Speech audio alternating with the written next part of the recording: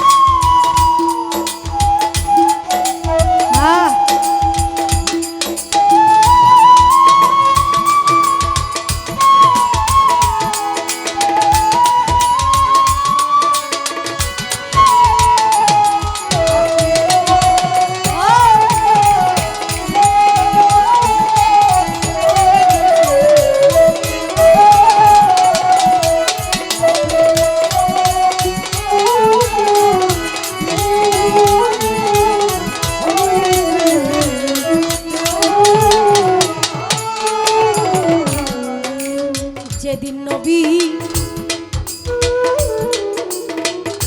উফাদ হইল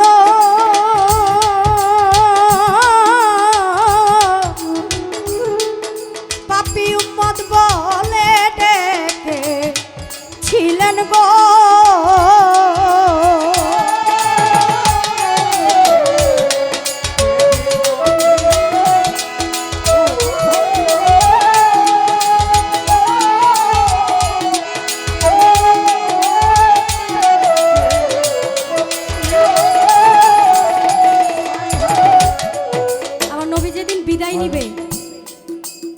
অনেক মানুষ তার দেহের পাশে দাঁড়িয়ে কান্না করতেছিল। সবাই জানে আমার নবী বিদায় নিয়ে গেছে, আমার নবী বুঝি আর বেঁচে নাই। হযরত আলী করিমুল্লাহ আজহু উনি নবীজি দেহ মুবারকের পাশে দাঁড়িয়ে লক্ষ্য করে চাইলেন আমার নবীজির হাতটা কেমন করে যেন লড়তেছে। তার ঠোঁট মুবারকের কাছে কানটা নিয়ে তিনি যখন শুনতে পারলেন আমার নবী উফাত হওয়া অবস্থাও ইয়া হাবলি উম্মতি ইয়া হাবলি উম্মতি ইয়া হাবলি উম্মতি বলে কাঁদতেছিল। সেই মুহূর্তে হযরত আলী ডেকে বলে, তোমরা সবাই শোনো, আমার নবী বিদায় নেয় নাই। কারণ যে নবী বিদায় নেয় সেই নবী কখনো ইয়া হাবলি উম্মতি বলতে পারে না। আমার নবী উফাত হওয়া অবস্থায় যখন উম্মতি উম্মতি বলে কান্না করতেছিল, সে সাধারণ কোনো ব্যক্তি না। এখন বুঝেন, যিনি নাতির মায়া ছেড়ে দিয়েছে, যিনি মেয়ের মায়া ছেড়ে দিয়েছে, যিনি নিজের মায়াটাও ছেড়ে দিয়েছে শুধু একমাত্র উম্মতের জন্য, কি না করেছে উম্মতের জন্য? শুধু এটুকুই বলেছে, হে আল্লাহ, আমার উম্মতকে রেখে আমি ওই বেহেশতের মধ্যে প্রবেশ করতে পারবো না যদি আমার একটা উম্মত দুনিয়ার বুকে থাকে। দেখেন, সে সাধারণ কোনো ব্যক্তি না। সাধকটার গানে কি বলে,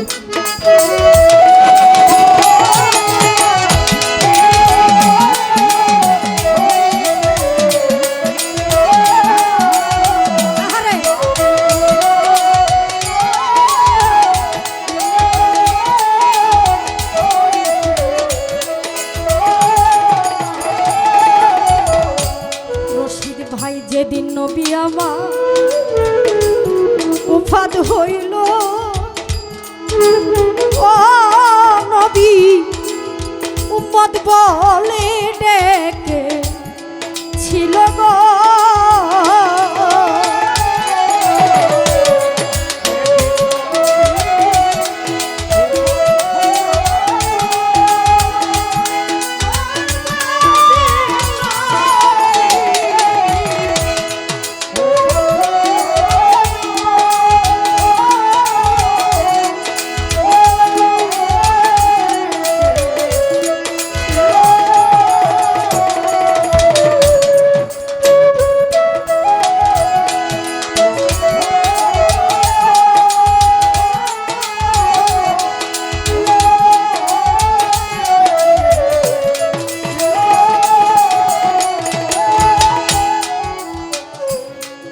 নবী যেদিন আমার উফাত হইল নবী হাবলি উম্মতি বলেই ডেকে ছিলেন গো ওরে আমার নবী ছোট দুখানি নরতে ছিল নবী উম্মতি ভুললেন না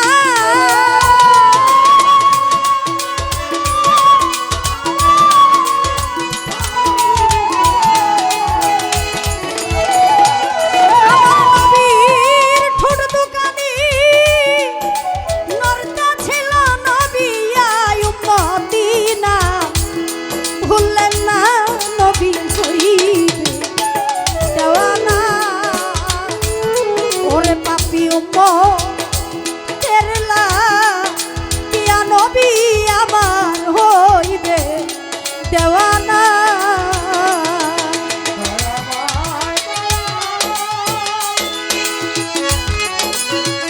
আরে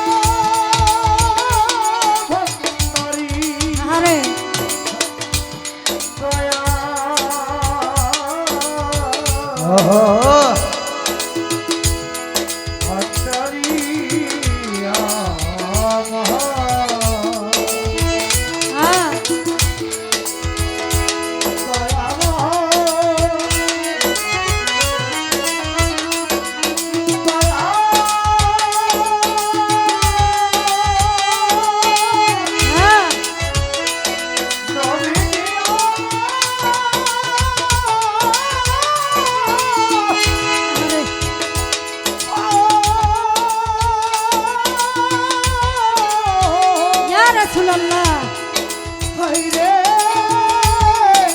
নবিয়া ইয়া হাবিবাল্লাহ নবীজি আমার দিনের কান্দারি ও নবী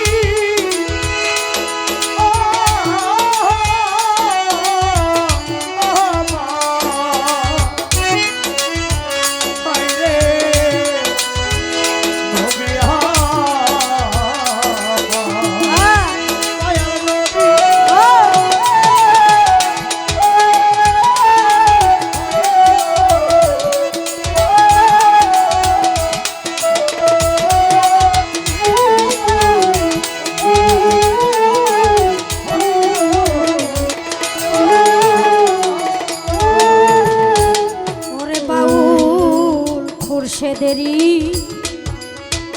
বাউল মতি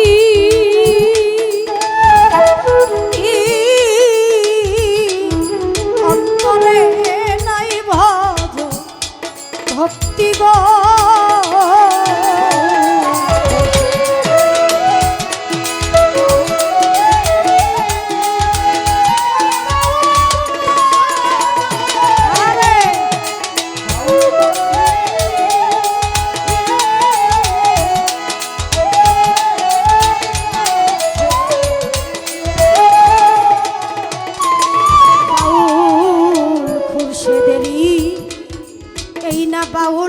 ভক্তি